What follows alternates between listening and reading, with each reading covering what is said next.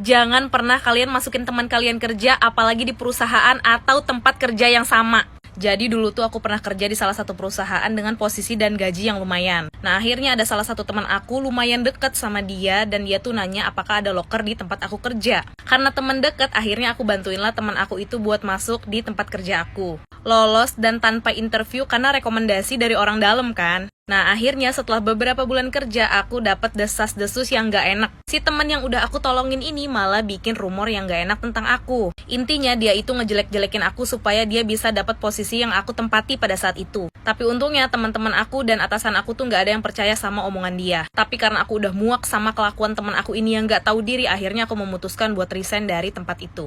Nah, aku pindahlah ke tempat kerja yang lain. Terus aku juga bantuin teman aku buat masuk kerja di situ. Cuman ya sama yang ini tuh aku nggak terlalu deket, cuma ya tahu aja gitu. Nah, ini juga sama, dia juga berulah dan dia itu kerjanya nggak bener.